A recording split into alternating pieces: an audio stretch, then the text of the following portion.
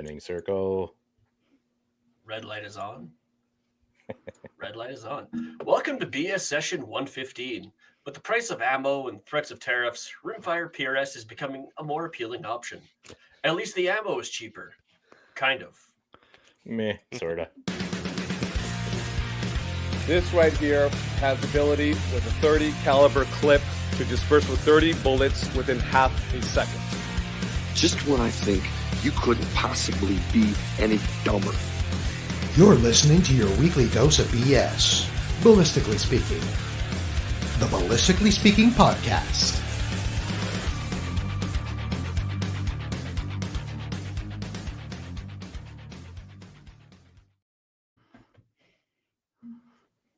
Buenos noches, boys. Good Hold evening, on, good Nancy. evening, good evening. I like nachos. How's everybody tonight? Awesome. We're good. The weather is Rick, finally turning. I see you've been you've been kicked into the pink room there. This is my daughter's studio. I've Excellent. hijacked it. I've turned it into my office. It's yeah. Run Befitting, what you run. maybe. Is that a gun poster behind you, like It right is. behind your It's head? the rifles of World War II. Ah, I like that. Yeah, me too. I've Especially always with dreamed of owning each one, but not happening. Might have been possible 15, 20 years ago. yeah. No kidding. All right, Rick with CRPS. You know what? You want to get through, boys. You want to get through the sponsors right away, and then we can get into the meat and potatoes of things. Yeah, let's Sounds pay like a some plan. bills. Excellent.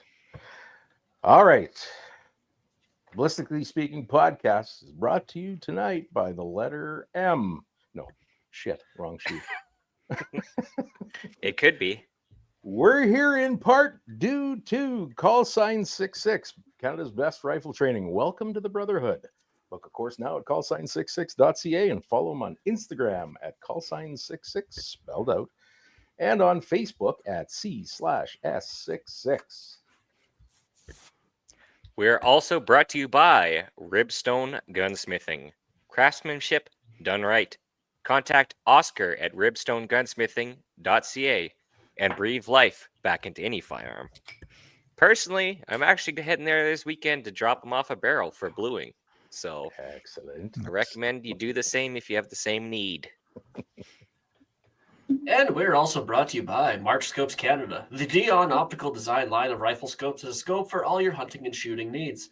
Find Doug and Nisa at marchscopes.ca. And the kind folks of Apex Optics offer support. When you buy Apex, precision comes standard. Check out all the fine competition rifle scopes, red dots, and binoculars at apexoptics.co. Stay tuned for more updates on the recent releases, the Vapor 1-4 Prism, Ion, and the Black Edge made in the USA. They're in Germany right now at the IWA, Siwa. aren't they? Mm-hmm. When does that show go until? March 3rd, I think. Oh, is that right? Okay. JR's there too this year. Do you know? Yep, I JR's believe there. so. Went last year.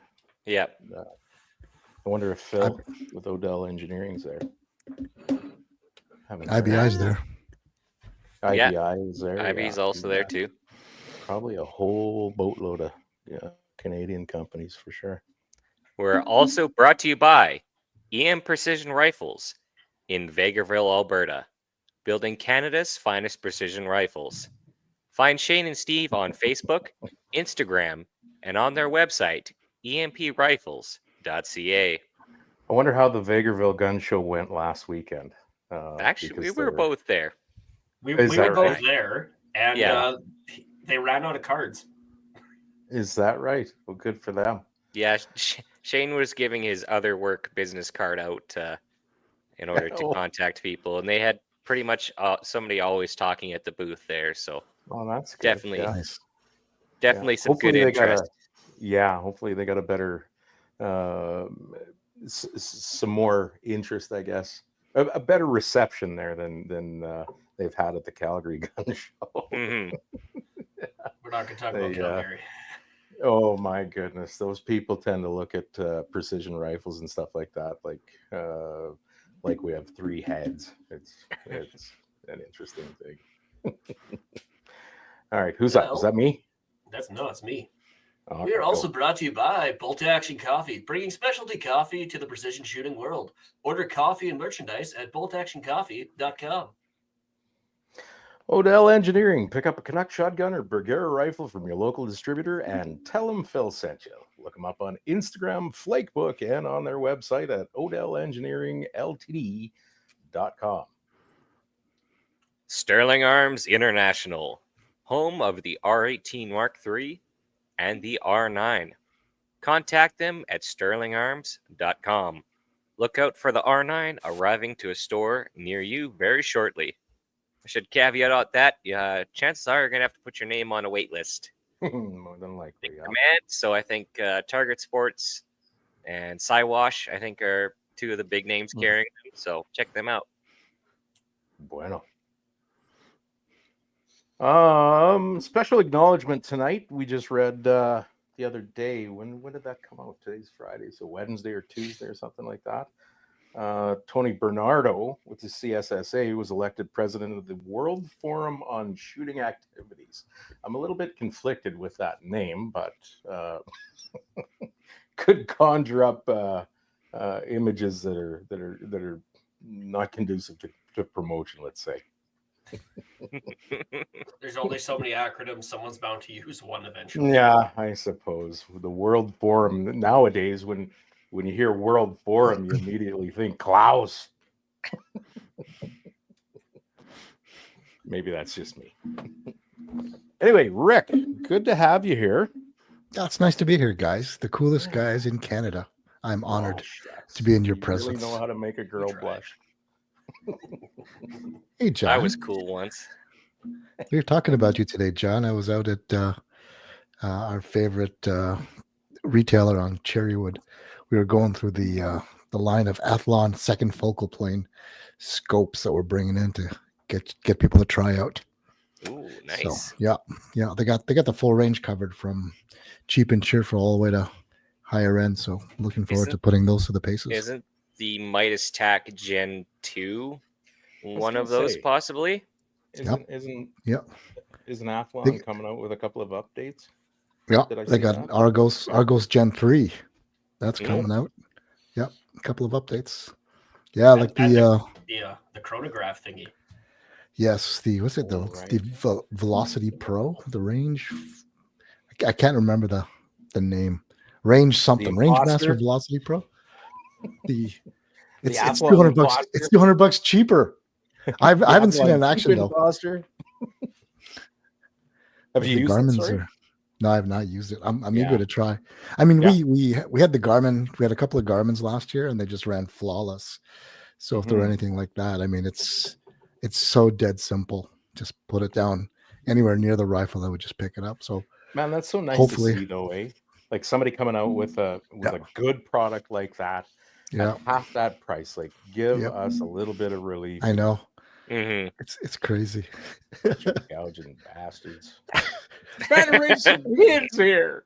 Like I was talking to JP today. He's the head tech at Tesro. He loves his MDT timer.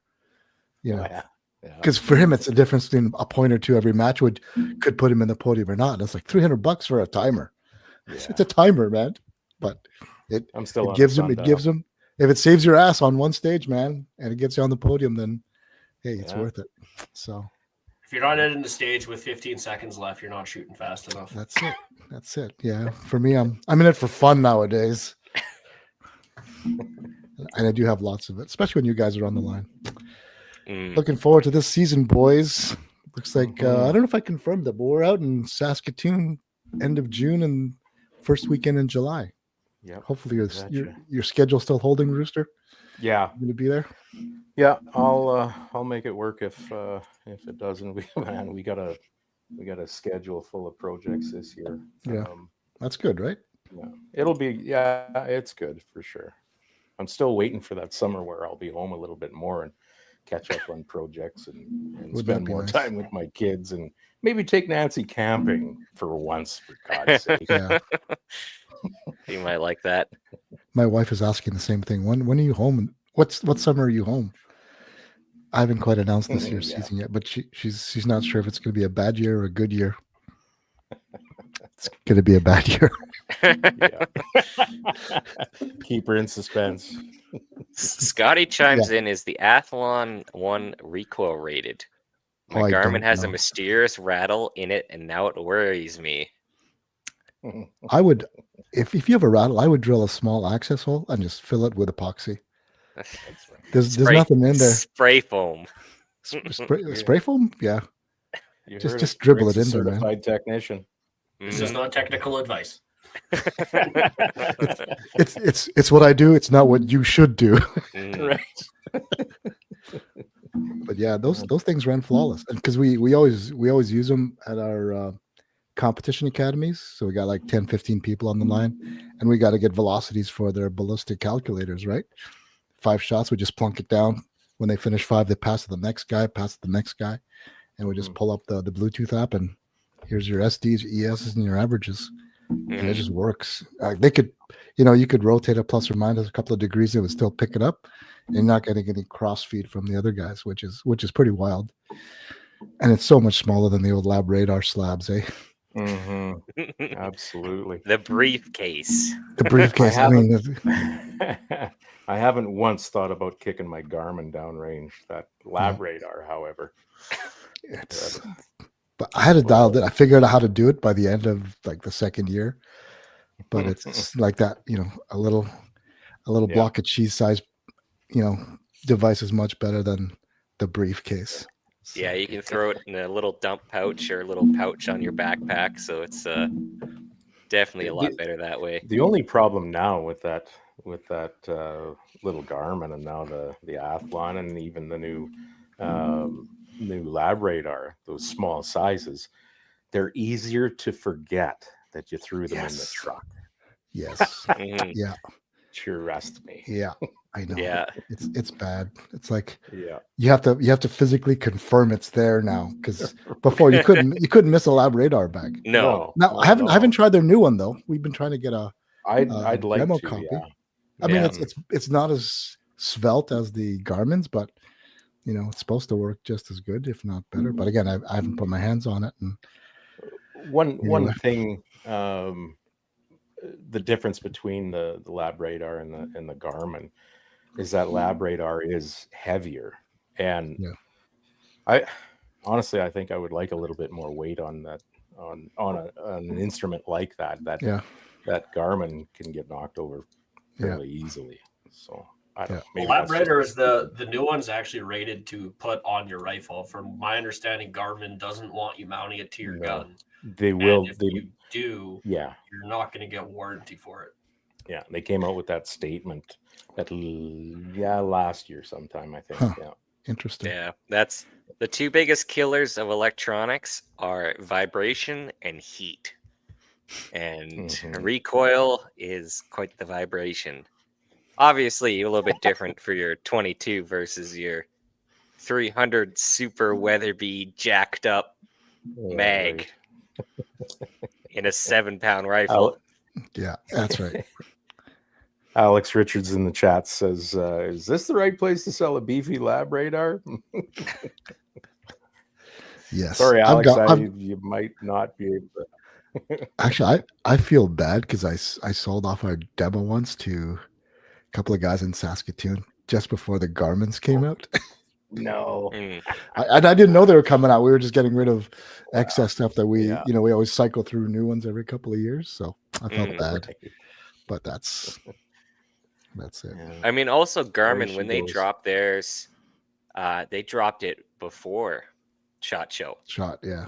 To kind of catch everybody off guard. So that's kind of one of the things that I noticed. I'm like, this is not during SHOT. They purposely wanted to get the jump on the market for the small chronograph because they probably knew it was coming. That lab radar and Caswell and whoever else get in the game. I bet you Caldwell was hanging their heads a little bit at SHOT Show. Mhm. Yeah. They went, everyone's going small. We're going laptop size. Yeah. No, but the Wonder how Garmin's a their game sales changer, are though. on that. Mhm. Absolutely, yeah. Yeah, game Yeah, changer. and We don't we've- use the word game changer often, but that is a game changer. Oh God, I You hate know. that phrase. Yeah, there for a while, It's true, everybody though. was using All It- because it's game trademark. It saved me like a half hour every event, just gathering stuff and just the user interface. Like, oh man, to this day I still couldn't tell you how to use that menu system. On we the decided to lab use it radars. on our. Yeah, we decided to use that Garmin on our ELR rifles this year, and I don't know. I'm conflicted on that as well. That it's one more thing to that bug in your brain that Yeah. shit, that wasn't the velocity I thought I'd get out of that shot. And you track your velocity migration, you have a pretty good idea. Now you're staring Yeah. right at the actual reading, and well, fuck, what do I do now? Yeah, exactly. Now what? Yeah, Yeah. I think it's almost better not knowing sometimes. Mhm. Actually, lab radar has bigger mil spec units that are like, Oh. vending machine sized Doppler radar units that they Oh, bring out right. for special events. Yeah. That thing will plot velocity all the way to impact. It'll capture velocity all the Holy way to cow. impact. Yeah. Yeah. It might be a little clunky mounting to the rifle though. you gotta mount it to the mount the rifle to it, I think is how Right. that goes. Yes. Yeah. Yeah. Actually, start going, Kurt, Target you got three. that old Toyota. You mount it on the back and make that There you go. Toyota into a technical, True. as Yeah. God intended. Except it's a technical radar truck. Just Right, gotta paint true. it white. Gotta paint it Yes. white. Yeah, well, if I get a Technical summer off, I'll start on that. Yeah. Yes, of course.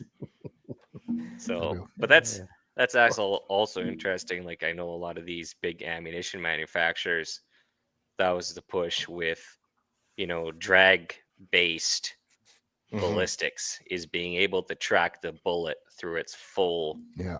range. Like- Um, I want that curve in my Kestrel, man.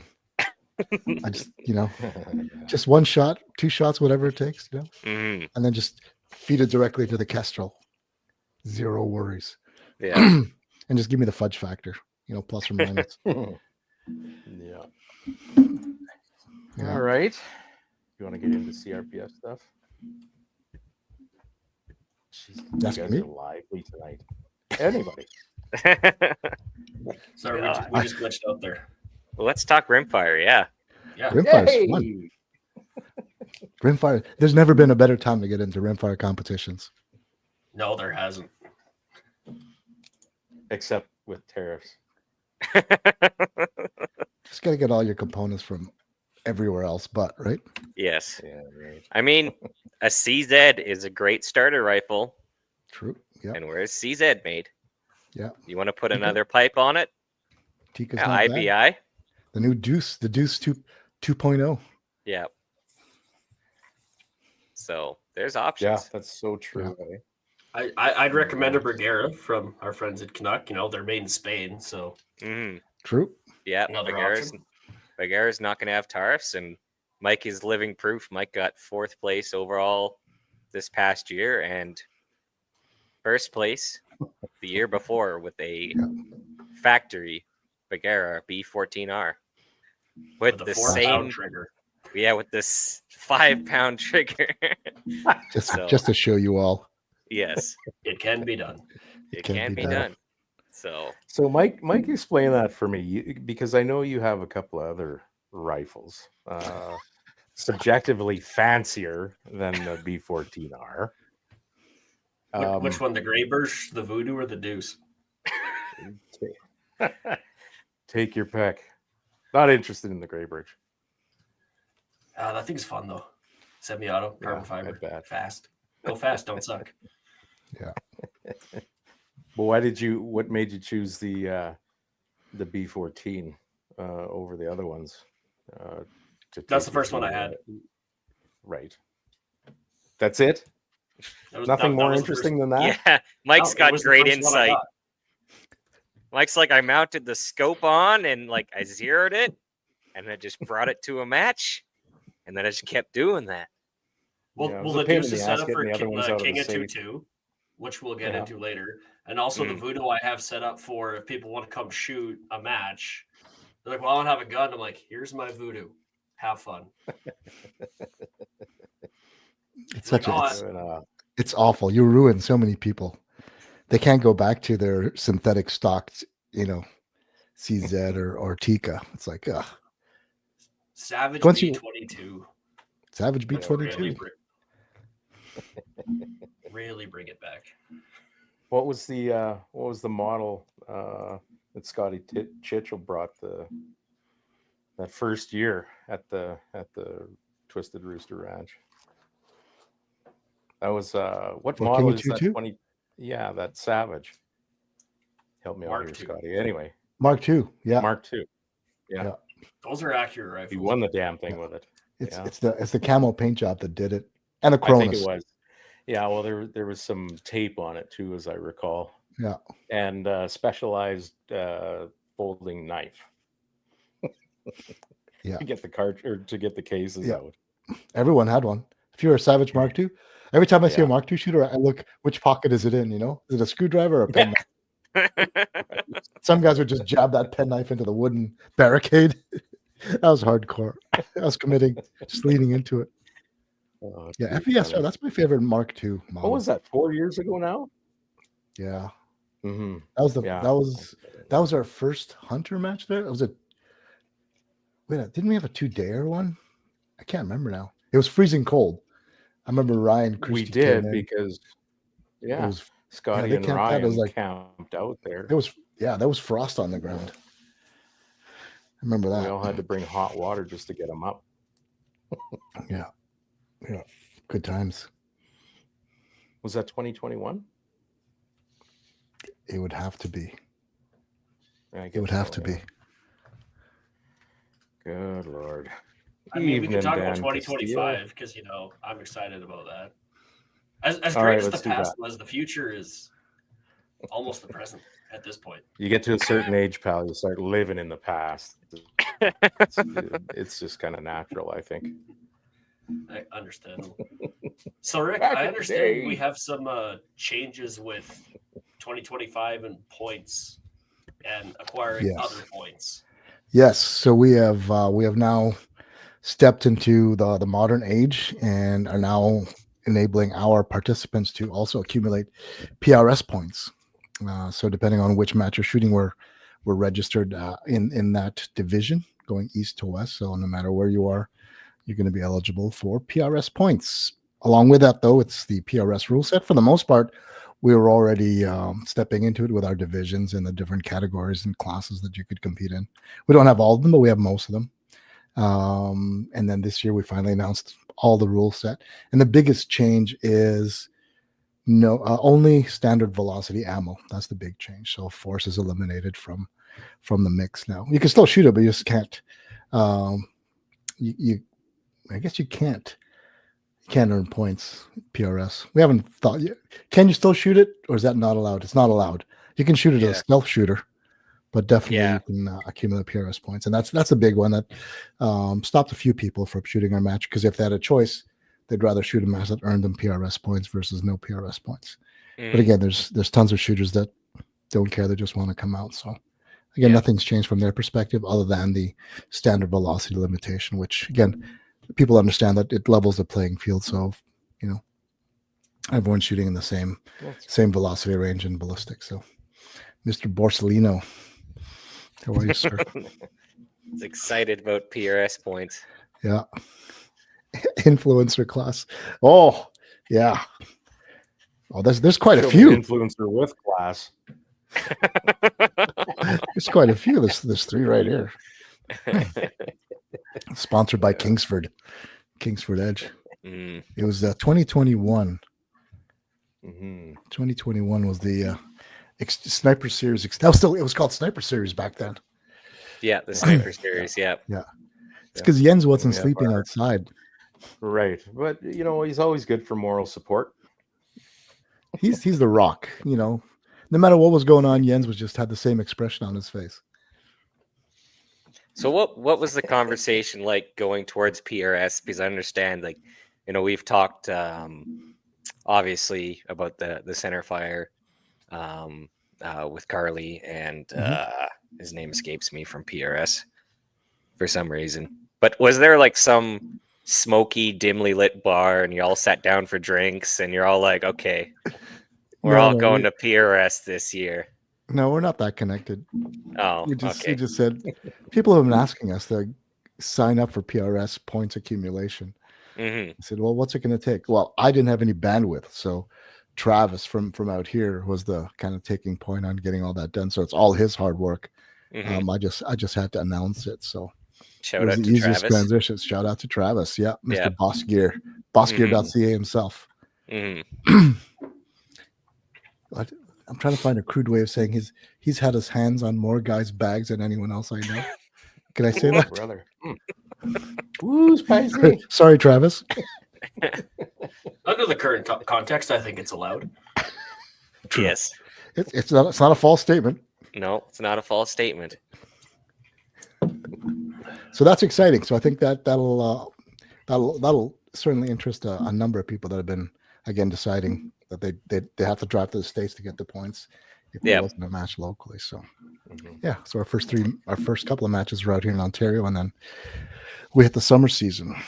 Yeah, and then the bigger news was also King of 2-2 is going across Canada now.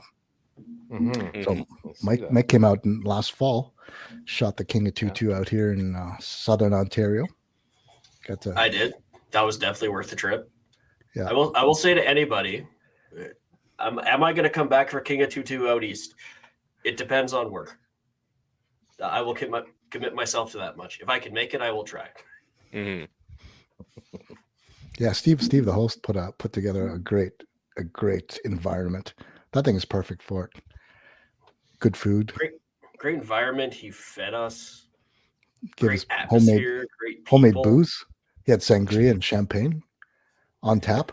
It was awesome. On tap. Yeah. I thought he was joking. You're gonna have to step up the hospitality a bit. Okay, I'll sponsor a keg. There you See go. what I could do. There you go. I thought I was doing good by having a fire pit there. It was good. It's perfect. It's a great fire pit. Like incremental. Just keep adding every year, buddy. Yeah, It's good. It's nice. I look forward to that. That's what kicks off the Western trip for me. Is my first stop is Saskatoon, man. Mm-hmm. Hanging out with you guys. Yeah, it's nice and tucked away from damn near everything. Yeah, it's beautiful. You could cause you with some math. That's really quick. You could cause you 122 beers.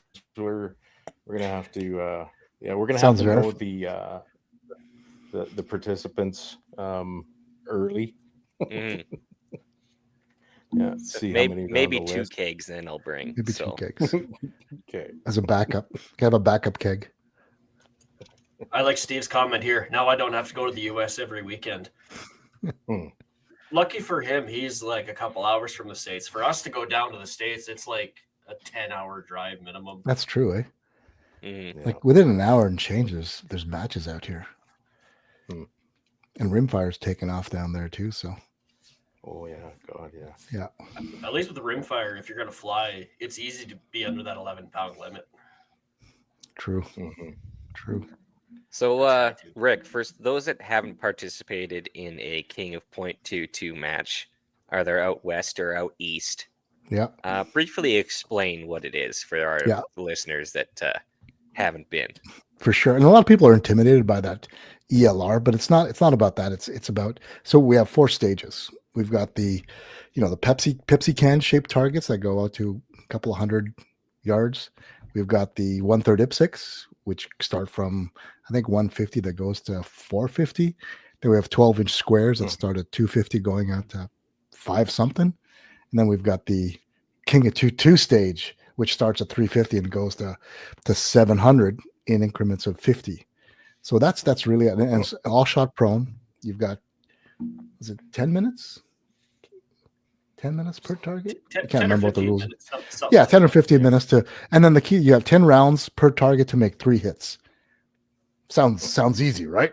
If you make your 3 hits, you can advance to the next farther target. Okay. You make those 3 hits, you go advance to the next target further down. So it's fun. You keep going until you fail to make 3 hits. Yeah, it's It's a bit surprising last year seeing some guys shoot. I know. Oh, And was it the wind? was it Francis just- that took it?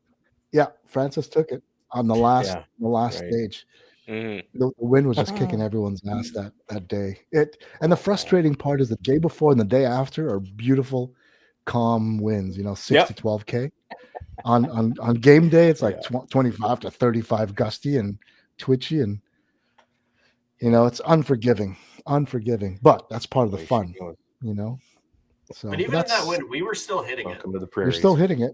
Yeah, and I love coming back there just for that wind.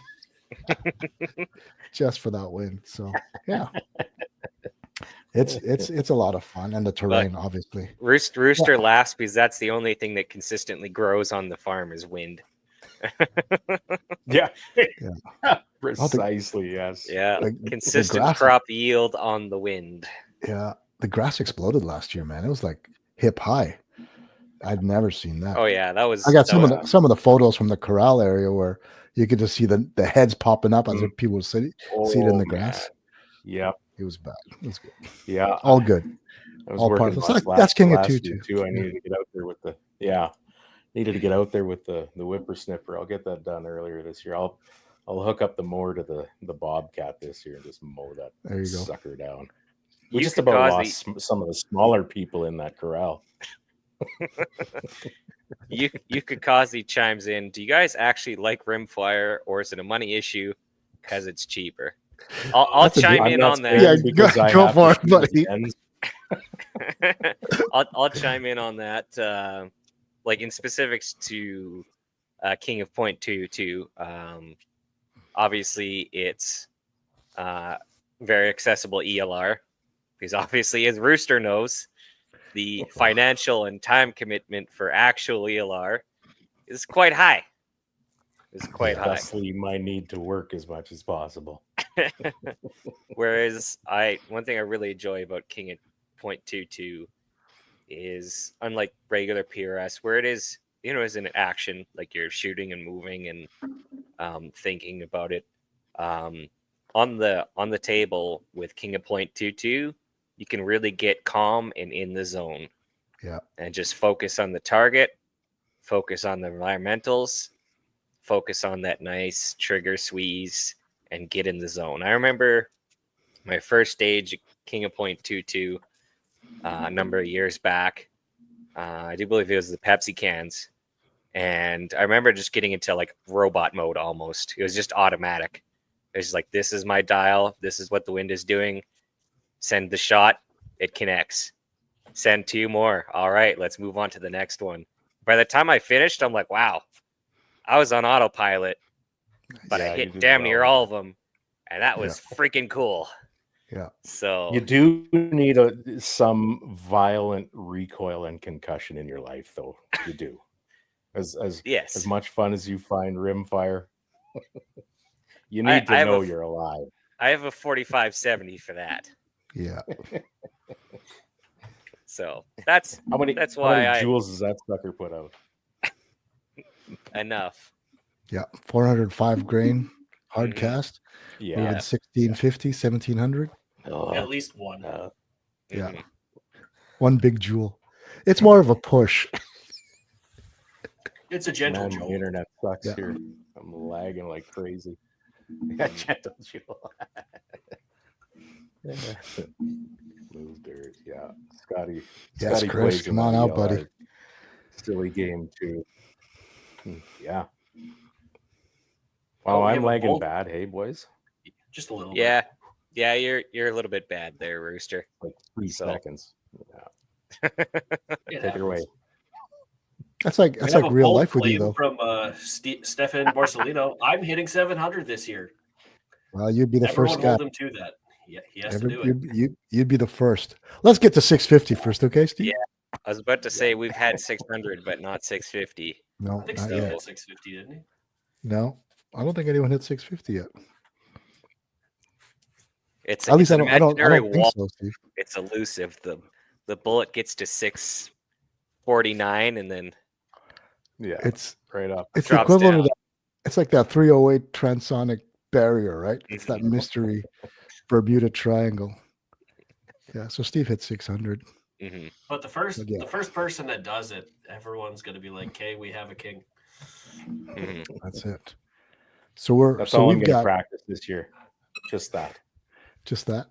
And the conditions will be totally different when it's game day, though. Oh, but you can Yeah. come out every weekend. Yeah.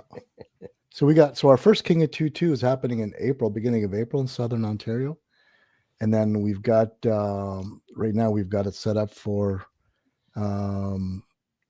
Alberta. I'm working with a guy in High River for a King Oh, of nice. 2-2 there. And then Oh, nice. and maybe Merritt, BC. We haven't decided what we're doing. We're trying to get 2 weekends there if we can make it, but hopefully we can get it out there if the Mhm. schedule lines up. And then we're back again for a fall King of 2-2 out in Southern Ontario. I was working on an event in Nova Scotia. Going to be a little bit of a hybrid. It'll be a paper King of 2-2 shot on a square military butts range. Mhm. Mhm. So it'll be stepping 100 yard increments, shooting a 4x4 paper for score, Mhm. which is going to be cool. You get sighters. It'll be different. It's like big F class. But with Yeah, rimfire. yeah, and then we'll cap it at 400 because most guys are running out of steam at 400 if they're not like serious about ELR, and that's the thing. So Mhm. you can win King of 2-2, and you don't have to go past 400 on the King of 2-2 stage. If you do Mhm. very well on 1, 2, 3, then it's cumulative score. So that's the thing. Most rifles will be able to do, 80% of the targets. It's anything past 400 is kind of the big challenge. Sometimes you're aiming where you can't see the target if you don't have enough, if you don't have enough turret elevation. Yeah, 2 years ago when I made hits at 550, I had maxed out the elevation of my scope, and I was extrapolating the elevation lines in my reticle. I'm like, I need another 14 mils. This is 10 mils here, so if I add a little bit more, Yeah, and I had to back my magnification out even to get to that point to be able Yeah. to see isn't that 14 that's true? mils below the reticle. So It's that paradox. I need more magnification to see it, but I need less to see my reticle. mhm. So Well, there are mechanical aids, but they're always over $1,000, mhm. right? 1,300 the wedge, Yeah. and you got the Ivy mounts, and you got the Terax, Charlie Terax. Those are the I'm going ones to I put know. my Of. March Genesis on my 22 this year. There you go. That 80 If mil? anyone's looking for a budget option, there's the Burris signature rings. They got these little inserts you can put in. Oh yeah, Up get to you 20 an up, extra. Terrible idea. 20 MOA. Mhm. Hey, that's what I ran for the last 2 years was those Burris rings.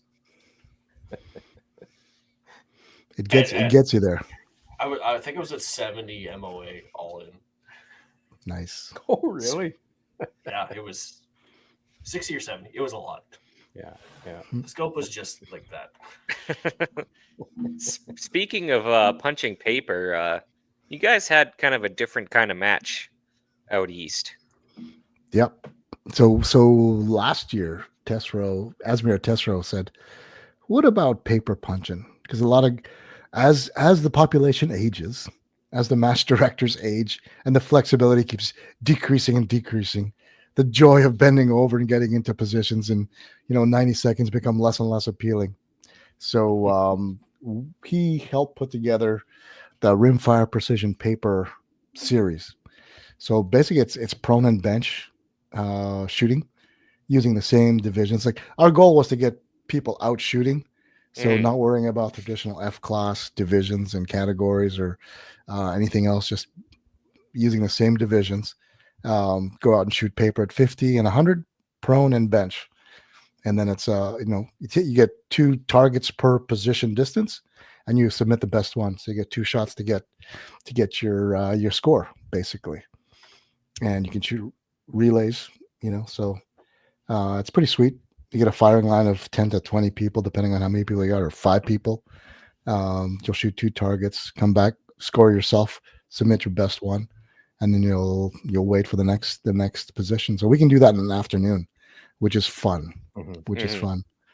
Yeah, and it's a nice way. You got 20 minutes to shoot for score, unlimited sighters.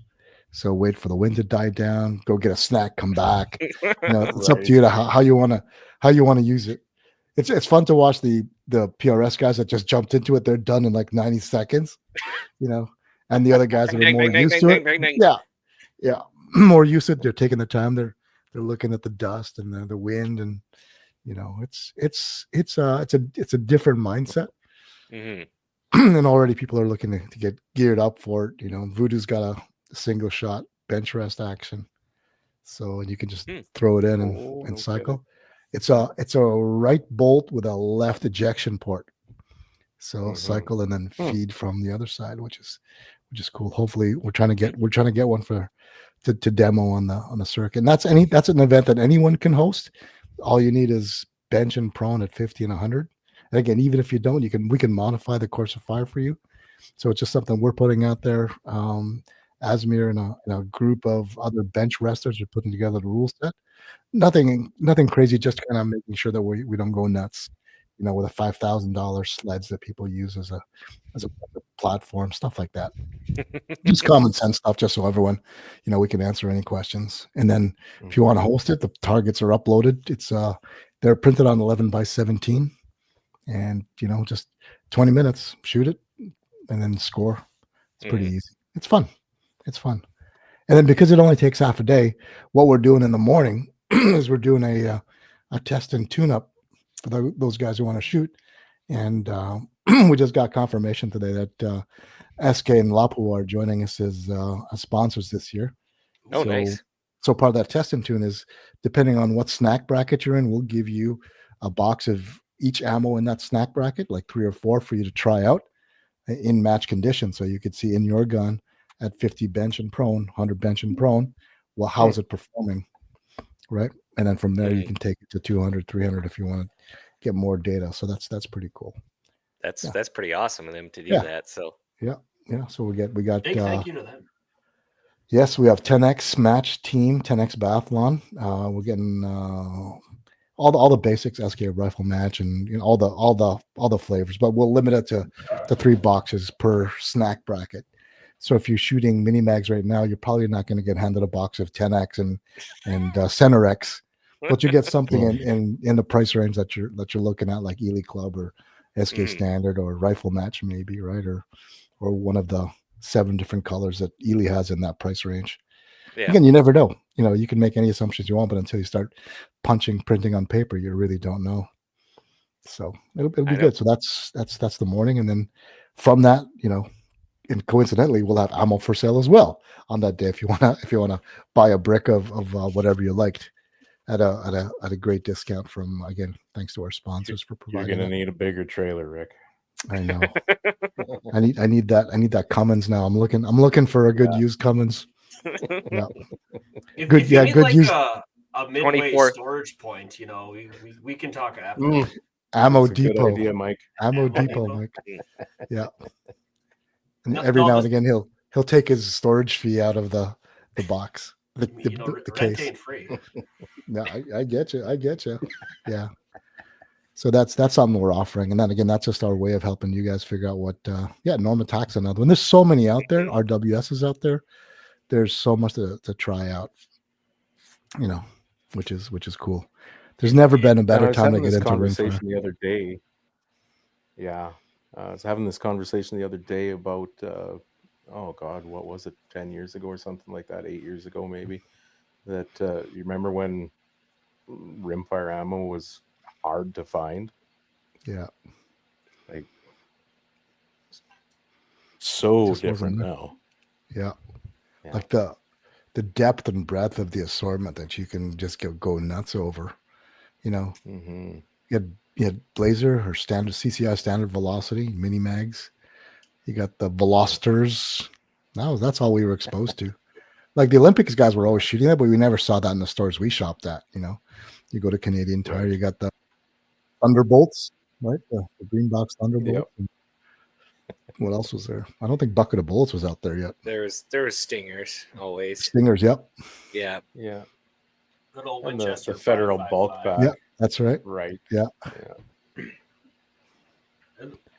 With the rimfire though, it's just because it's the most expensive ammo, it's not guaranteed to shoot good. in your gun. Exactly. So just kind of hope that your gun doesn't like something that's expensive. Yeah. Because I remember, because before CRPS started, because I was going through, Project Appleseed events, and I had my little Marlin 795 and doing Winchester. Like, I thought I was pretty state of the art there. I'd mini mags. That's not working. CCI standard velocity. That's the hot ticket. And the Winchester M22s. I think those were the hot ones for me. Man, times have changed. Eh? Dirty. I spend more on rings now than that whole 795 with the fixed 4 power. It's nuts. But I had fun.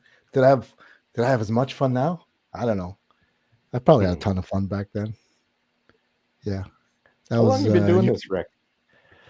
2017. So 8 years now. Yeah. 8 years.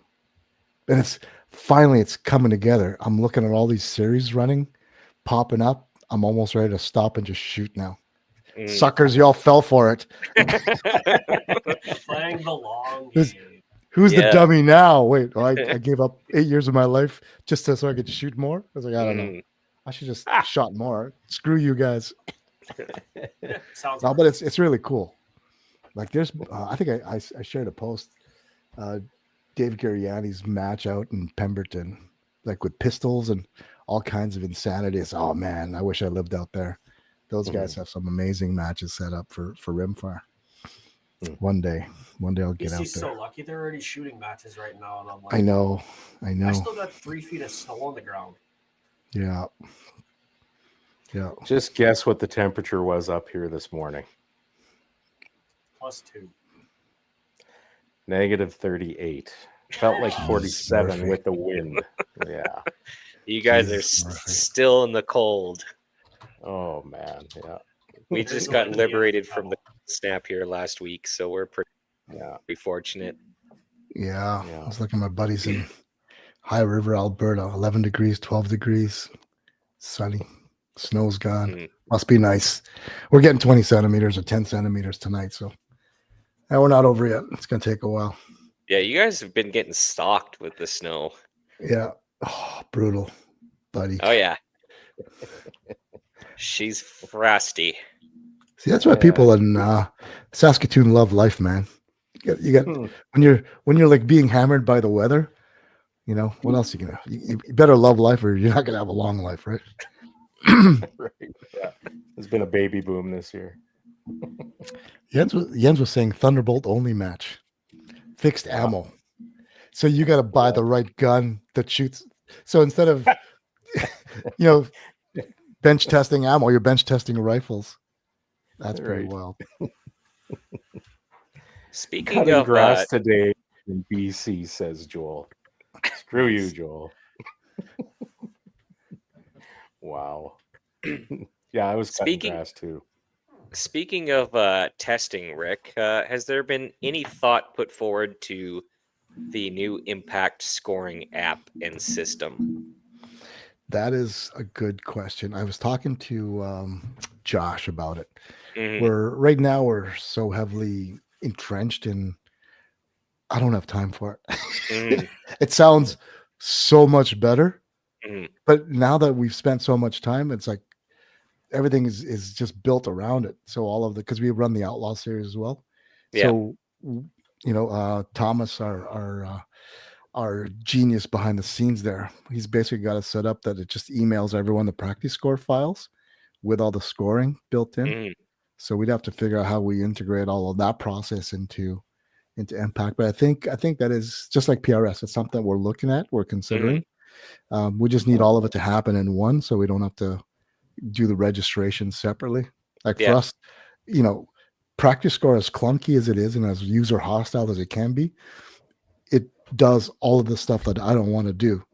Collect funds, get registrations, withdrawal requests, adding shooters and posting scores, all that. Just it's seamless for me. But yeah. newer and better and more user friendly is always good. Yeah. So we'll be watching. I know they're releasing updates all the time, so probably Yeah. next year, once the season's over, then we can probably take a look and do some test matches and see how it's working. Okay. Yeah. No. No, definitely Yeah. good to hear. And for those that missed out, we had Mark of Impact Scoring on an earlier podcast. So if you want some more details straight from him, you can retroactively look at our podcast from that episode. Nice plug. Perfect. Yes. Nice. Shameless redirect. Not a problem. That's cool. Yeah, we're always looking for ways to make it better for everybody. Yukikadni chimes in, Mike, I think this should be your permanent background. You play the role of a dude who's been kidnapped and while being held hostage is forced to moderate a podcast perfectly. Well, after we had Gary Lewis on, I'm like, we need to up the production value. So for those listening on audio, watch the video. You'll be like, oh, Mike stepped it up. I watched a video on lighting and like you gotta have things over there and behind you. Like it's a lot more complicated than I thought. But Yeah, you need like 3 lights. yeah, for the viewer, we are trying to increase our quality. What is a match near you coming up soon that you're looking forward to there, Rick? Match near me? Yeah. We got tons. For me, I'm liking, as I get older, I'm liking the paper precision. Mm-hmm. And we always do back-to-backs. We're going to do paper one day and then PRS the next day. What's nice about the local match to us is it's 200 yards, so it becomes more technical. So different props, smaller steel, so it actually could be a little harder with less wind. But mind you, when you're dealing in square range, you got these berm generated vortices that kind of do weird things. Yeah. Yeah. It's pretty sweet. But again, for me, the highlight of my year is always ending up in Saskatoon and certainly Nicola Valley Gun Club in Merritt. Those are some pretty special places. You can do some really crappy things to shooters with target placement and positional shooting. Yeah.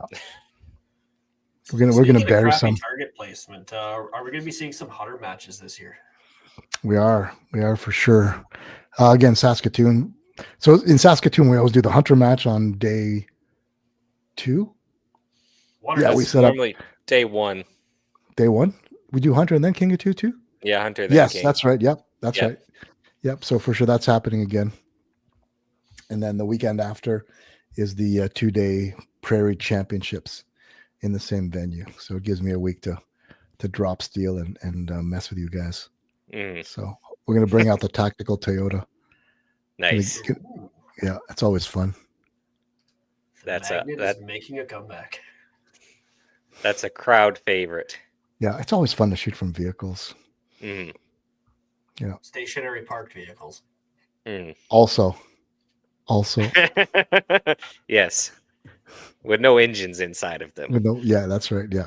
Yes. For legal reasons, that's a joke. No, for legal reasons, that's actually the truth. Like, are you? So I know you can't hunt from a vehicle, but can't you shoot? Is there something in the statute that says you can't shoot from a moving vehicle? This is Canada, and that might be fun, so you probably can't do it. Yeah, I guess. It's only if they find out. Yeah, I think skeet shooting, just to make shotgun a bit more appealing, is the target doesn't move, but you in a truck have to, move. So I'm thinking of bringing out the shotguns. Actually, in Merritt last year, we had the Canuck pump shotgun. So your first target was you have to blast the steel target with a 12 gauge pellets. Mm-hmm. Just as a it was like in a restaurant on a moose bouche, kind of cleanse the palate cleanser. Mm-hmm. Yes. gets the heart going. You get the thump of the 12 gauge, and then you got to go shoot the 22. Mm-hmm. Yeah, I love a good stage gun. That's completely out of what you're expecting. Yeah, and might bring. Actually, I have I might have I'll have a stage gun. We might be able to volunteer. And keeping with the rimfire vibe, Yeah. is I've built a 300 blackout, and you can shoot Nice. some heavy subsonic. Oh, nice. We should can do have that as a stage gun. We could Because have then- stage guns everywhere. Yeah, Because because I discovered I can get an ATT to travel the country with pistols. So I've got a nice Taxol upper on my Ruger Mark IV. That'd be fun. Or just bring out the 45. yeah, Oh, wait. yes, That's not a range. That'd be a problematic. I think that's illegal. Definitely, we can't do that. We could do shotguns and blackouts, though. yes. So, Chris is saying any training sessions this year? For sure, we haven't just set the dates yet. So Chris is referring to the Rimfire Competition Academy, which is a 1-day course that we run new competitors through, start to finish, all the different components that go into getting a ballistic solution, including trajectory and basic wind reading and wind bracketing. And then we actually have different bags and different tools. Yes, it is happening. It's probably going to be on a weekday just because the weekends are tight. So it's likely going to be the Monday after an event, not the before, because we're busy setting up. So, and that way we can actually we can leave some steel up and shoot that steel. So it's good, good training ground. So we actually get into positionals. We'll engage steel. We've got a three-stage mini match at the end of that day. So those are always fun. Nice. Yeah. So. And we usually get some decent volunteers. Last year, Adam came out and helped out. So learning from the best there. And then we've had guys in the east come out and help the newer shooters come out. It's always good to see different ways of approaching a barricade. 90 seconds goes quick. Just ask my wife. What am I going to do for the other 80 seconds? She's talking about shooting. Yes. Yeah. Totally. Rick went there. It's good that you have that available, because for someone who's new, because there's more and more people getting their PAL every day, and in my opinion, like, you can only hunt once a year. You got to be competition shooting. It's good that there's an avenue for people to advance to a point where they're not going to feel intimidated. And then again, also, like the stuff for new shooters, we have a mentorship program. We've got the loaner rifle and ammo program. So if you tell me that this is your first match, we can pair you up with a seasoned competitor, and they can help you kind of navigate the rocks and shoals of competing at a PRS match. And the other thing I forgot to mention was through the support of Korth Group and some fundraising items, we're also launching the Young Guns Academy this year, which covers two. One is how do you get kids interested in shooting? So it's not such a constricted event. So we're gonna have some steel, different safe, easy barricades for completely new shooters, just to kind of dispel the myths and just get them hitting steel and getting them dial up 3 of these numbers and you shoot at that far one over there, basically, just to show the trajectory differences. And the other half of that is going to be where we're working with current young competitors, helping them run through skills and drills on paper to help develop and help teach them how to improve once they leave that day event. Because it's, shooting steel is fun, but you don't really get much. Am I improving? I don't know. I'm hitting more, but who knows? But paper never lies. I can tell you if your groups are getting smaller or bigger, and that's what we'll teach them. We'll give them a link to some targets. I will admit I am personally very guilty of that. Yeah, but steel is fun though. I don't get out shooting much, so for me it's like I'm setting up steel and I'm making it ring. There you go. That's it. But to actually get better, unfortunately, you gotta punch some paper and look at some groups. So that's it. So that's the only way. And keep a logbook, or just keep the targets and put a date on it, what you were shooting, how you felt. Just simple like that. It doesn't have to be a spreadsheet with every single environmental condition. It's like, here's what I did, here's what I tried off the back, and have one prone barricade and off the bench, whatever. Find one stable so you can benchmark your stable shooting, and then one off a barricade. Keep it the same barricade, just so you know, am I getting better? Step ladder, folding chair. Saw horses are great. They fold into such a small size, or a folding chair even is the same. So lots of different ways. And a Project Maple Seed obviously is fundamentals training. So that's kind of the progression. Get to a Maple Seed, then take a Rimfire Competition Academy, then jump in. or just jump in. There's so many different ways. Just jumping in is also a great strategy. Yep, it's worked well for me. You have a Yeah. good time though. Yeah, no, That's how I good. got into it. We were seeing how far can we hit a gopher, and Yeah. then I seen on Facebook they're like, "Hey, we're doing this rimfire thing," and I'm like, "Oh, I'm good. I know what I'm doing. I can hit a gopher at 200." I know. Boy, did I not know how much I didn't know. Yeah, I'm trying to find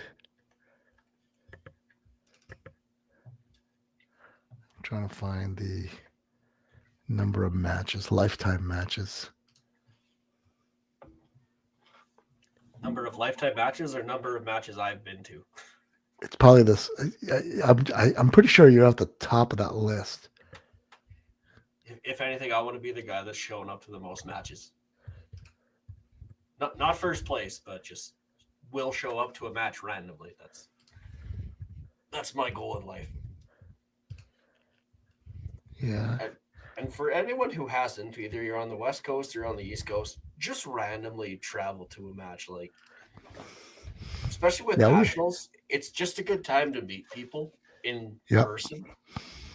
Yeah, we have a few guys cross the border raiders, and it's fun. It's you get a different set of conditions. The trees look different. The grass smells different.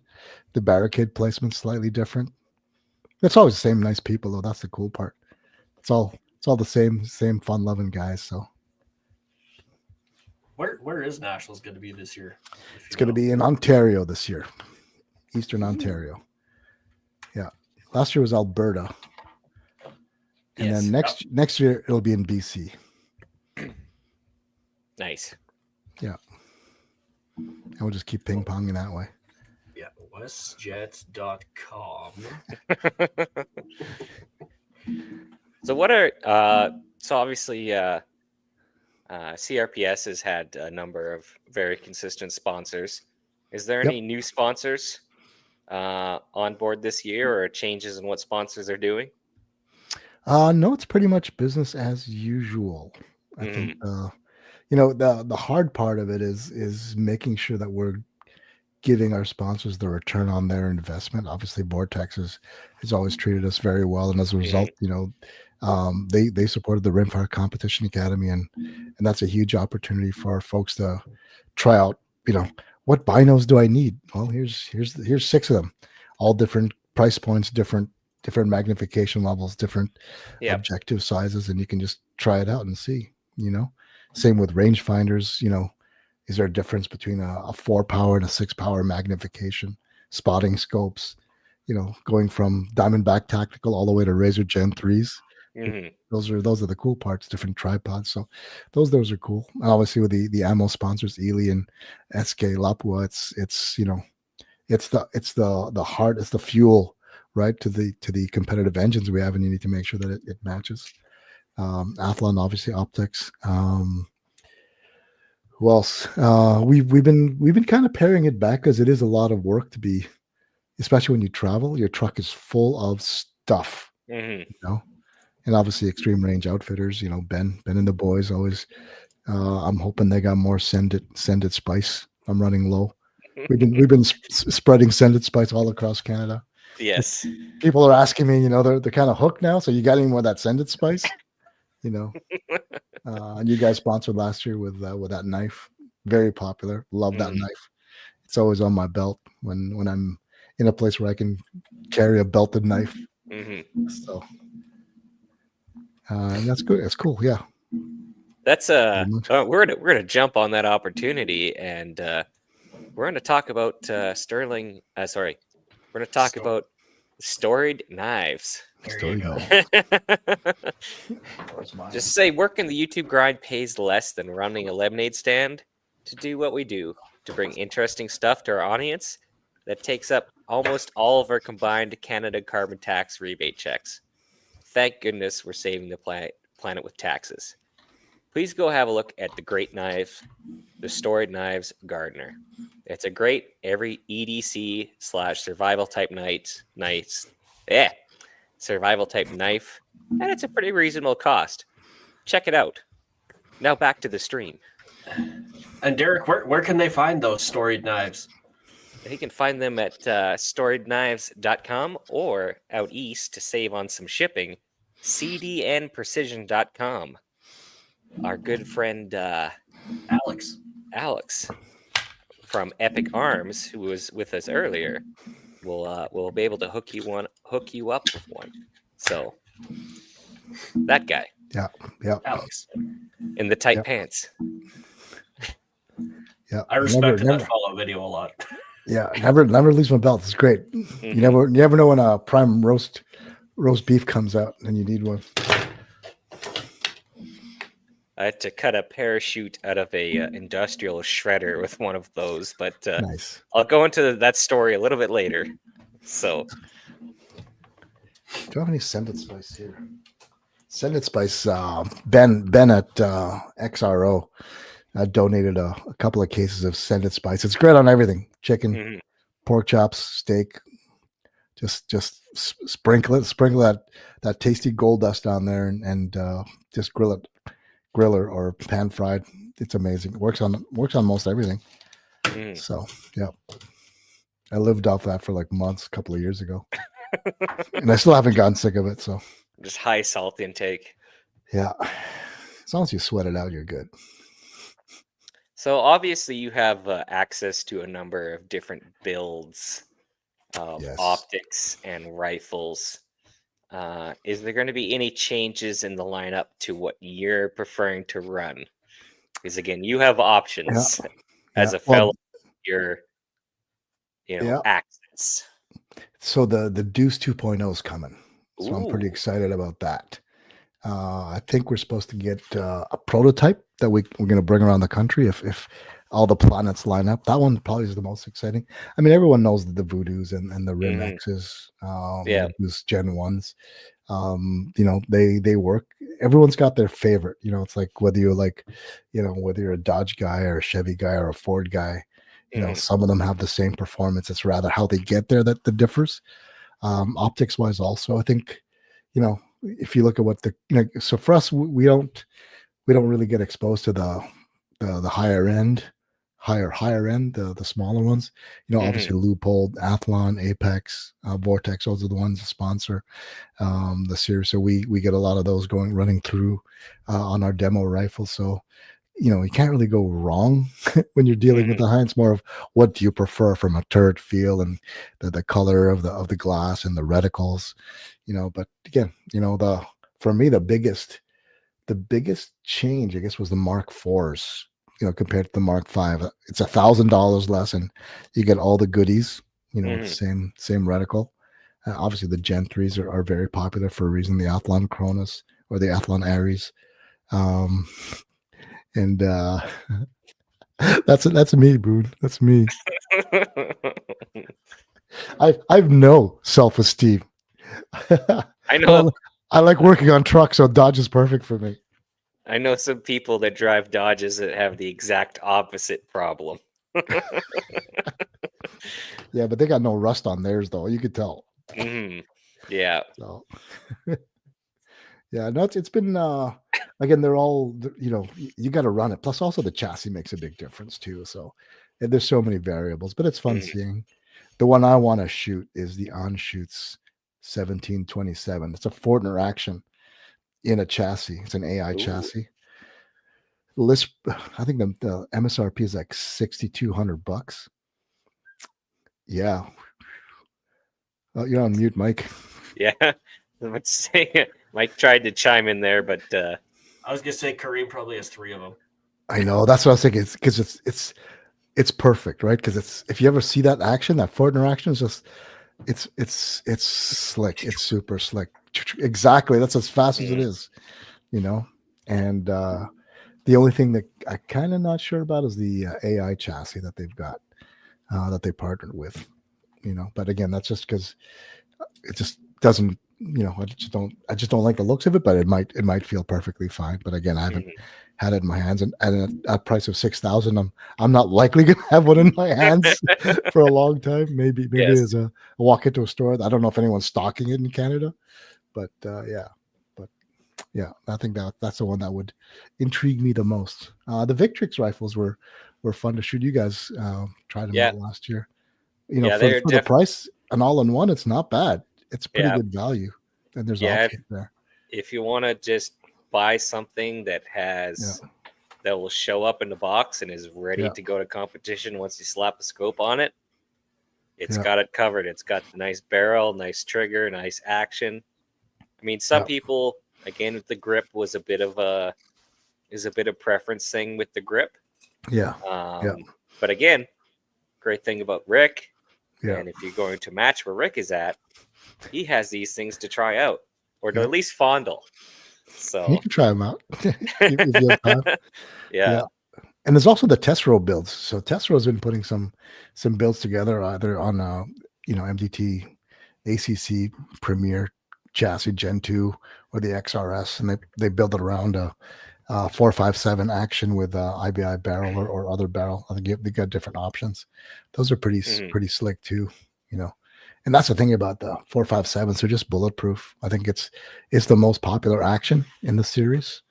They got over 50% market share probably. We haven't quite run the stats yet. I'm hoping to run the stats next week. I've got some time. So that's going to be pretty interesting to see who was using what last year, and then we'll go for the top 10% of the scores as well, so we can see everyone, and then the top 10 percenters, what are they running? But again, those guys are, except for Mike and his Bergara, most guys are running, MDT of some sort with some custom action, and obviously I do enjoy going through those who's using what pie charts. I really do. It's interesting. It's interesting, and there's tons. There's so much out there. That's the problem. Where do you start? If you're starting out, Tika T1X or CZ457. If you're looking upgradability, 457. There's a huge ecosystem wrapped around that, including chassis. So, and then optics, you got a lot of choice out there. In that $2,000 bracket, there's so many great optics available to you, and even below that, as I said, Athlon. Again, they've got Athlon, Arkin, the DNT 7-30, whatever it is. I can't remember what it was. In that sub $600 price points. Those are pretty hard to beat, and obviously with Alex and the precision optics that he's got. The Discovery optics. Discovery optics. Yep. Yeah, I was able to pick one of those. I didn't get it off the prize table, but have a look through it at nationals, and it's impressive. I was pleasantly surprised for what you get for the price point and reticle design and overall build. I know the next budget rifle scope I'm buying is gonna be one of those. It's a perfect production scope. Like, think about it. Like, it's punching well above its weight class. I just love those chunky turrets, man. It just get a handful of turret and spin that baby. It's precise. It's good. Yeah. So now I haven't gone through many samples because things can vary from sample to sample. Yeah. Like, Athlon had that early on with the Aris. There was between one and another, you'd have a different feel on the turrets. But again, that's we're well into the evolution of that optic now. Year 5 of that, maybe 6. So the first I was shooting Athlon Aris and Midas on my competition guns. Yeah. I gotta say, with that Discovery, I actually really enjoyed the reticle design. Yeah. And with this reticle is punching above its weight class. And I like the scope leveling kit they throw in. I don't know if you ever see that there. It's a flat base with a wedge that goes in, and it aligns it so that the bottom of the elevation bump is level with the the pick rail. The pick rail. Yeah. It's like a leveling wedge. Yeah. It's pretty cool. Yeah. Not many people know about that, but it's pretty slick. Yeah. Pretty slick. As long as you got enough gap between the base and the pick rail, you're good to go. Nice. B14R. Yeah, Chris in there. Yes, it does. It does. Yeah. That's awesome. Mike can attest to that as well too. I will handily compliment the Bergera from our friends at Canuck anytime I can. I'm not shilling. I legitimately love it. Scotty chimes in. I do enjoy winning with the stock Savage Mark II versus several $9,000 plus voodoo rigs. Actually, heard them say on the walk back, I can't believe a $287 Savage Mark II won this. Yeah. So It was a long walk back. If you believe you can achieve, that's the cool part about the sport, you know. At the end of the Anything day, goes, man. it doesn't really matter what you have because the good shooters are always going to win. Yeah, that's true. yeah, Well, that's not true. I've never won. Insert laugh track. Should say it's the time and dedication behind the rifle. There you go. That's that it. matters That's it. the most. Yeah. I would love to take a year and just selfishly just dedicate a year to just being as good as I can, just to see how far I can get. Like, you know, everything wraps around me. Let's try that for a year. Yeah. I don't have that life anymore. Yeah. It would be cool though. That's difficult. Cool. Yeah. So you'd have to change your job. Think about it, if you had to do that, right? You'd have to get a job where the range is like right next door. Actually, or have a piece of property that is a range. Yeah. Yes. Actually, yeah, like all the guys in Southern Ontario, you know, they've got farmland. Like they live on a farm. So at the end of the day, like John Gingrich out in Southern Ontario, he hosts matches in his backyard, man. He's got up to several hundred yards out there. Same with in Battle Hill, the Sharps, where we run Easterns and Nationals out there. You know, beautiful property. There you go, Steve. Yep, that's it. Steve, the road to success, paved dedication, sacrifice. Absolutely. You got to put the hours in, man, and you got to keep track. You know. Yeah. Speaking of Steve's last comment here, we do have Worlds coming up this year in Great Britain. Yep. So there's probably a little bit of a hype and excitement around that. That's going to be cool. Have you seen that? Talk to some people that are, they're going packing their bags this year. Yeah, not yet. We haven't sat down with them yet. I know there's a lot of heavy hitters on that roster, which is pretty cool. You know, it's fun to see, you know, how far the sport has gotten. Like, it's a worldwide thing now, right? It's amazing. That's awesome. Yeah, a lot of good shooters. You know, I think the only thing that I was disappointed with is we just don't have a lot more support.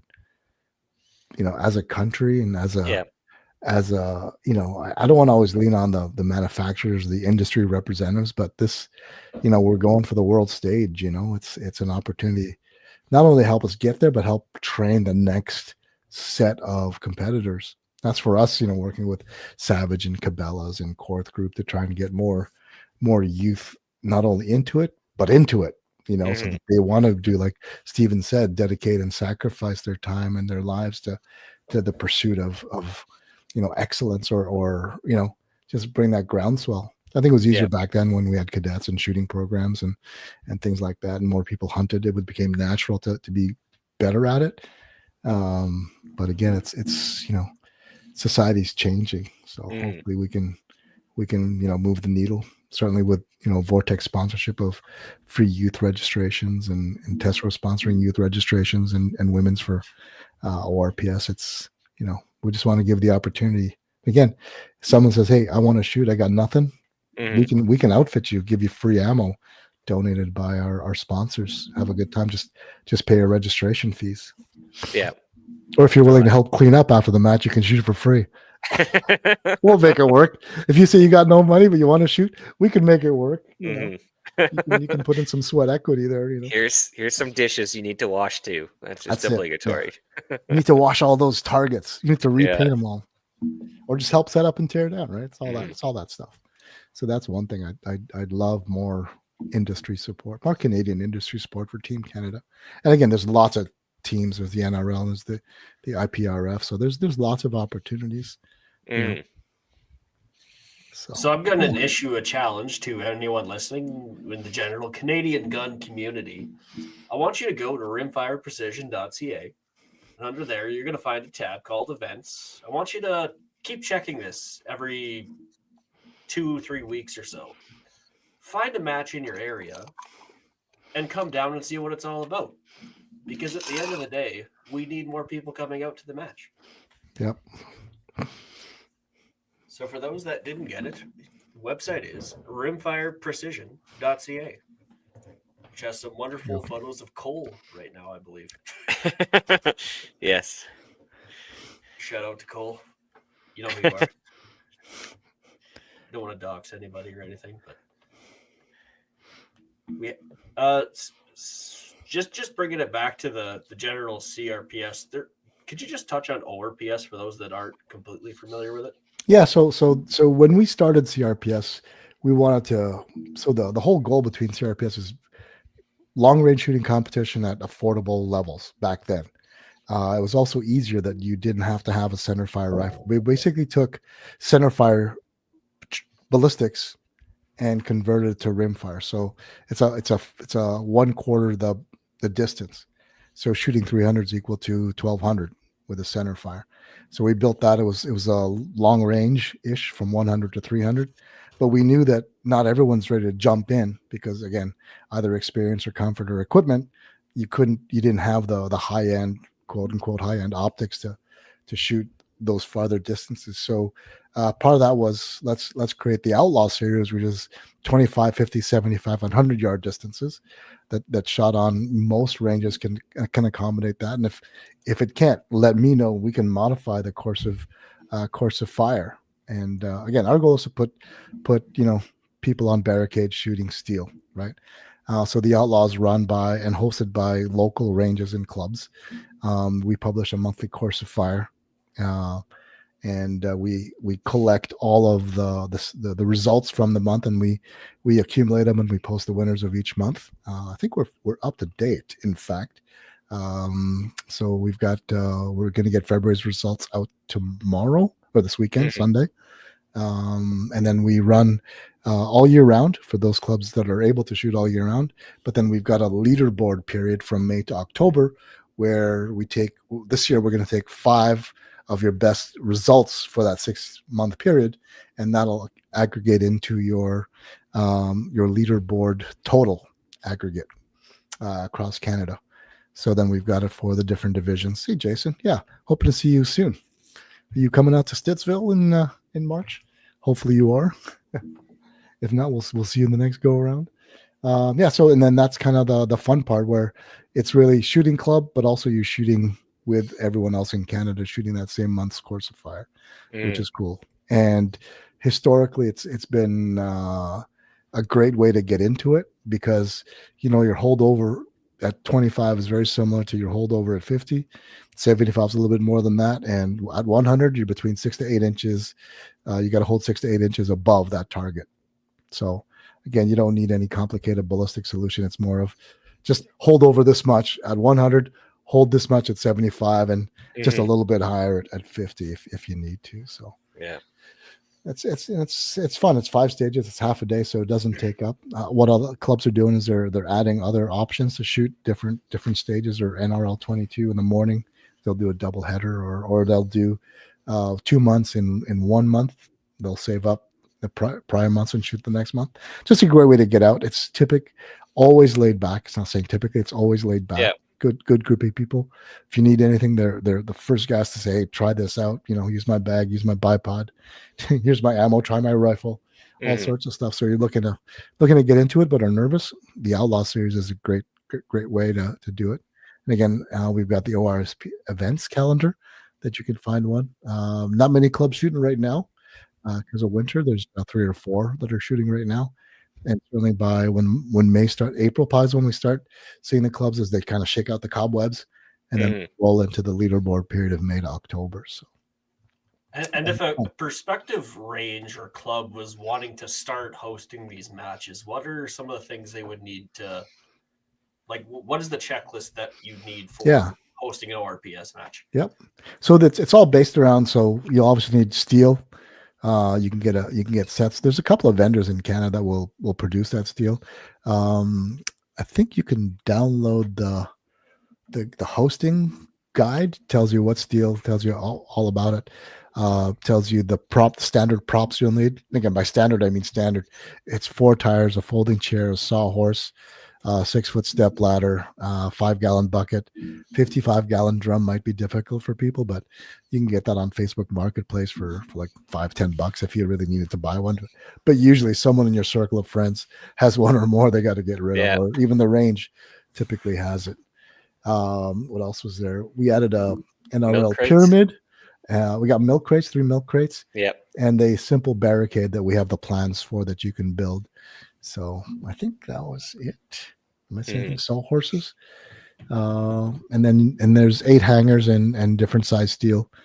And actually all of the Corsa Fires from last year are available for download, and the ones for this year are available for download also. So every month we just post it up, usually a week before.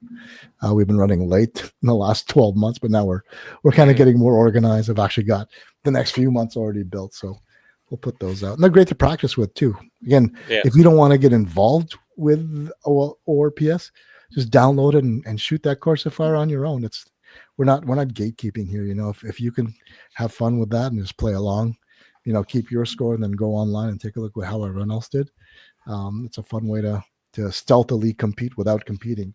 If you don't feel like it. We've got different bunches of people already doing that, and that's awesome. Again, we're registered nonprofit. Our goal is to promote shooting sports and get more butts on barricades, so far so good. I think it's working. Yeah, that sounds good. I think it's working. Yeah, that's definitely also a good strategy for those that are looking for some practice. Yeah, to kind of change the mental stage. Because again, making your own stages, like I've done it before with some friends. Okay, we'll make our own stage here, and after a while, you get into kind of a groove where it's a couple of variations, but to get somebody else's Corsa Fire helps break down those mental barriers. That's it. When it comes to approaching stages. That's it. Mix and match, and the theme is there. If you're doubling the distance, double the size of your target. So if you're cutting it in half, cut the size targets in half. So it's always target placement and stability of props and distance and target size. So there's that formula that you can come up with. I have a local range near me that's very interested in ORPS and the paper, so I'll be trying to get them running with that because the more the merrier. Yep. And paper is good for guys that aren't interested in being, jackrabbits bouncing around from position to position or aren't able to anymore. And if you can't get prone, just shoot the bench parts. Just shoot. That's the fun part. That's the other thing is everyone is extremely accommodating. Like I can't bend down, like then don't shoot it as close as you can. Exactly. Within your ability. Yeah. That's why we say don't get hung up on it. Just let us know you've got a physical, a range of motion issue, and then we'll make it work. Our goal is to get people to have a good time, And I don't think anyone's threatened by someone who can't bend over and has to shoot in a different position. So. Yeah. And there also is emotional support hugs available at most of the matches. If that's what you need, there is a designated person. There's always a designated emotional support hugger available. Yeah, that's the best part. Very, very, very accommodating in 2025. Yeah. Actually, Mike, I think I just looked at the stats. You are the highest number of matches participant in the history of CRPS. So congratulations. Thank you. Yeah, so you have shot a lot. Actually, you have shot the most CRPS. How's that? There was that summer where I couldn't get rid of you. I just kind of followed you around. We might as well just hang around and have dinner together, Mike, since we're going to see each other the next day. Start carpooling. So good times. It's the best. It's the best. That's how I first met Rick. Actually, was I don't know what I'm doing at Chaz. So I'm going to go help set up because I have no idea what's involved in this. Yeah, it was cold. It snowed that night. We were driving steel off the tailgate of your pickup, and we didn't have hammers, so you were just jumping on them, using your your prodigious weight to drive him into the soft, mushy ground. Me and my Man, that glorious was- heft. Mike's gravity attachment. That's it. Yeah. We've come a long way, baby. Mhm. Yeah, we have those are post fun. founders now. We do. Rob chimes in. I'm vertically challenged. Hey, I resemble that remark, I Rob. understand your frustration. It's Yeah. okay. We always send the shortest people out to put up targets. Yeah, I remember Rob. We set him up with a mentor's first match. I think he was shooting a Tika T1X with either it must have been a Diamondback, maybe a Diamondback tackle or not. Mhm. Venom, probably a Venom at that point. So yeah, still in the game. That's awesome. So the mentor program works. It That's does work. good. You will It hit does steel work. at some point. Yeah. And again, that's what we always say at the Competition Academy. We just say, if you're a new shooter, a new competitor, the course of fire is going to, if you get a 10% hit rate, you're doing well. 20 is above average for a brand new competitor. Mhm. Again, because the winners are in the 80%, 90%, and the seasoned veterans are getting 50 to 70, right? So it's rough. So just focus on making sure that you hit the targets you're supposed to. So if you're 0 at 50, you should be hitting the 50-yard targets. If you're not, then there's something else going on, So just focus on the ones you should hit. Yeah, like if you're new to shooting, don't get discouraged. You're not supposed to be good the first time out. That's You're it. not. That's the equivalent of That's walking up to the Olympics. Hi, I'm new, but I'm gonna get gold if that's okay with everybody else. Oh, Strike Eagle. So it was Rob's like he was a Strike Eagle. And hey, Johnny Specs. So we're waiting for some insurance things that are underway. Depending on whether that happens or not, will dictate the exact location of the nationals. Obviously, we're looking at some private land that we'd love to use, but it's contingent on getting some finalized insurance. So if not, then it'll be at a familiar venue for you, sir. Mhm. So yeah, and hopefully close to an airport. close. It'll be close to an airport. Yep, it'll Mhm. be close to an airport for sure. Cool. Gotta make one plane ride a year, at least. So Yeah, the date hasn't been finalized yet, Steve. It's going to be late August. I don't think it'll push into early September, but it could be early September. Typically the nationals are in at the end of August. So yeah, I'm looking forward to it. It's going to be good. Looking forward to bringing King of 2-2 out there in the new paper precision. Again, if anyone's interested in paper precision, just reach out to me. All the targets are available. It's a very simple. Here's how you run a match.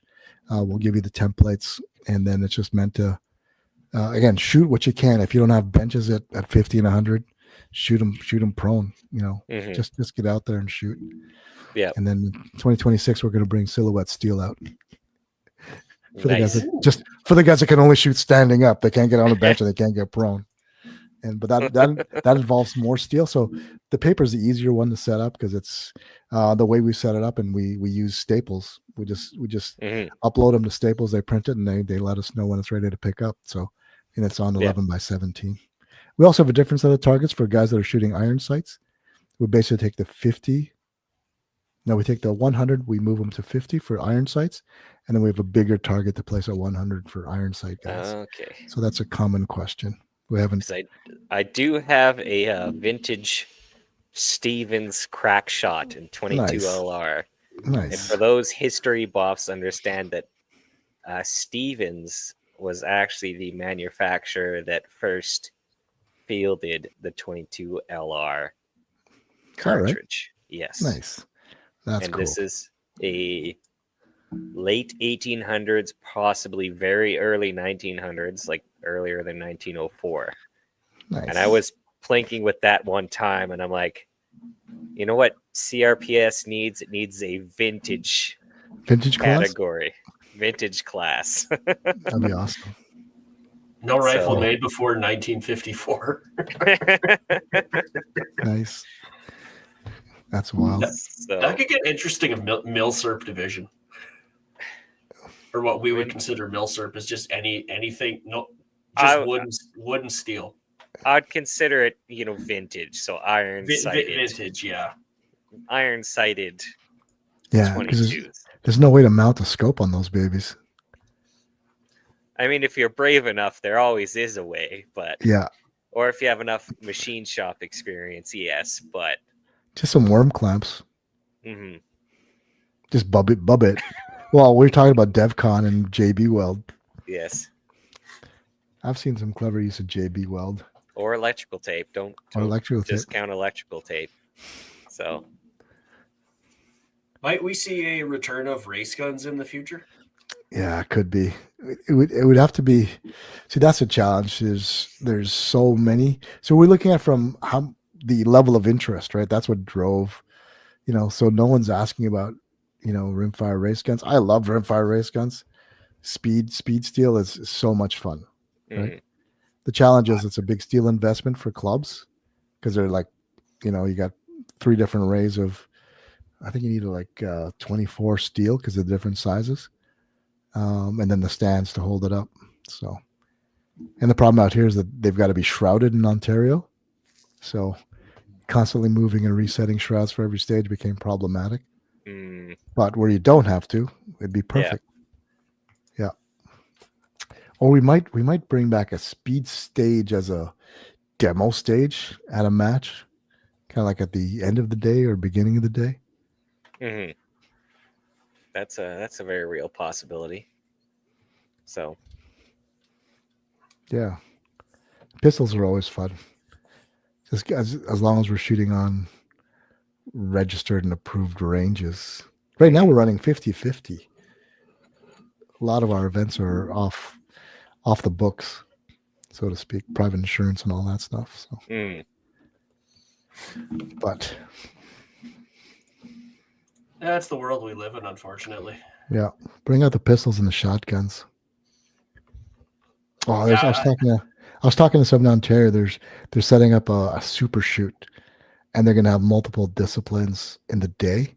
You're going to have aggregate time, so there's going to be shotgun stages and pistols and different formats. Just shoot shit, Just add them up and see where the dust settles. That's a good Maybe day. like Canada's version of Top Shot.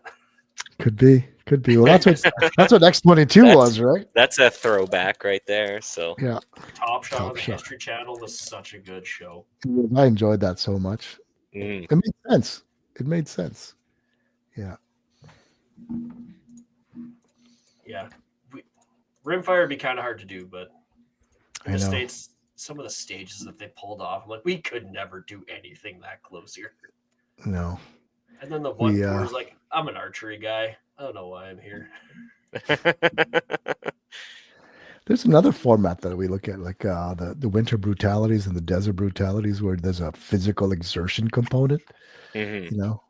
The thing is, you need a lot more space for that to build incredible stages, and just the safety protocols you'd have to put in place Yeah. is potentially challenging. But it would be a blast. But again, that appeals to a subset. Like if all the people moving to paper precision are going to run away from that one, right? Yeah, those Because are two different groups of people. Yeah, they don't talk So- to each other. They don't shop at the same stores. They don't drive the same vehicles. But it would be cool. I think there's it's like Survivor, Survivor 22. We put the run and gun, obstacle course, pugil sticks and then bayonets while carrying your 80-pound dummy.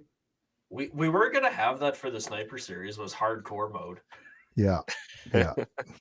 where you had to camp out on the range with everything Yeah. on you. I mean, Mammoth Sniper Challenge is Yeah. a thing. So I know it is. But but you need property. yes. You need Mhm. several sections. Just keep walking. Yeah. Keep walking until we Exactly. tell you to stop. Or When you hear until the you're cannon, when you hear the cannon go off, it's time to set up camp and sleep for 2 hours. And then we have the night stages. We need Ooh, night thermals. stage would be fun. We need Mhm. thermals. Athlon has thermals. Did you know that? Did not know. Athlon has Yes, I thermals. They got I think- clip-ons and and I full think scopes too. D&T has a thermal too. They do, and it's not outrageously priced. It's under $1,000.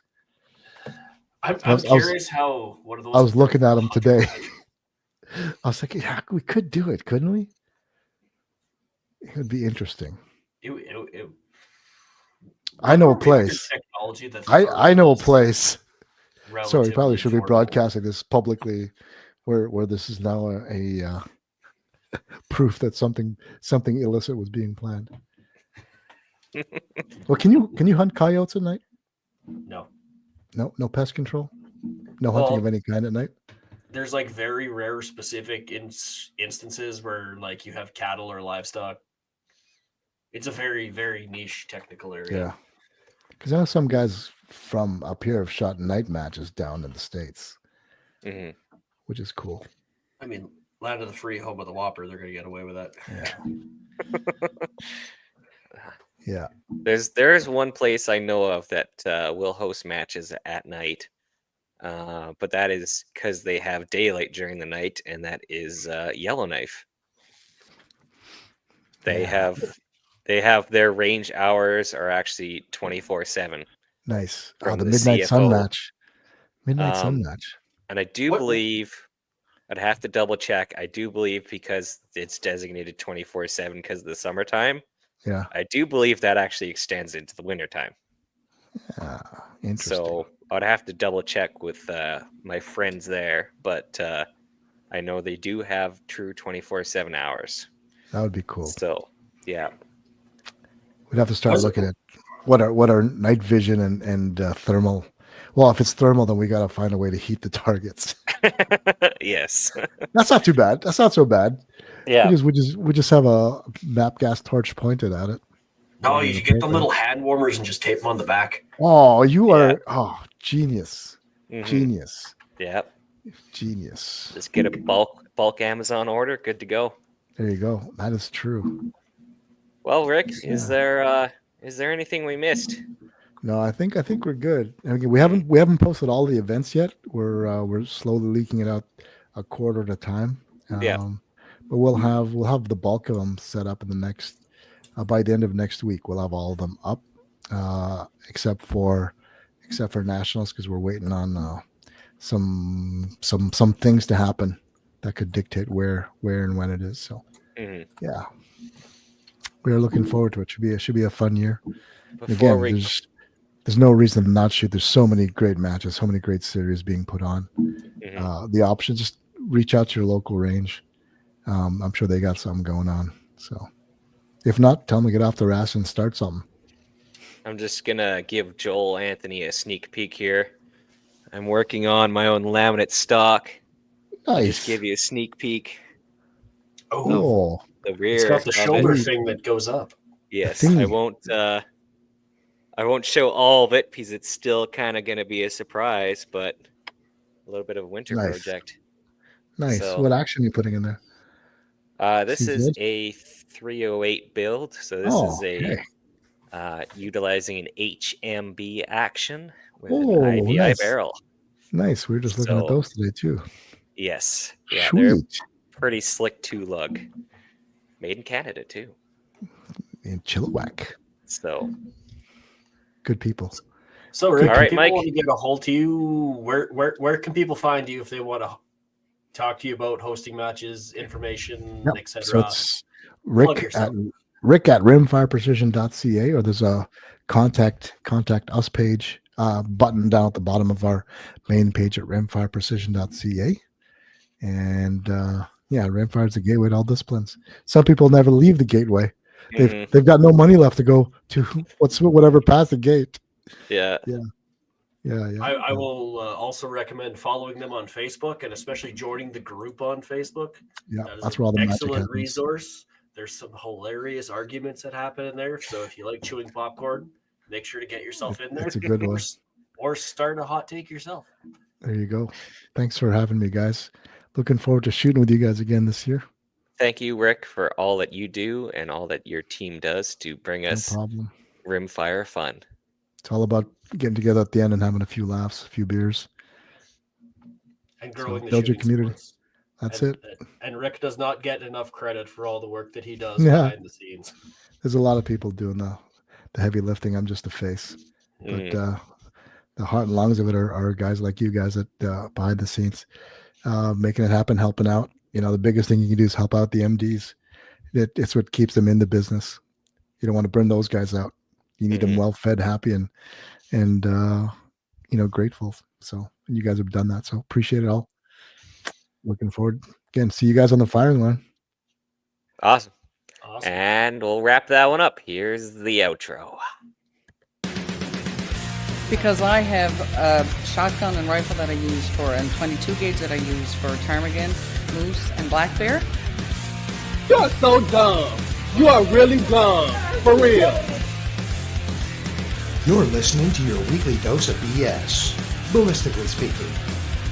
The Ballistically Speaking Podcast.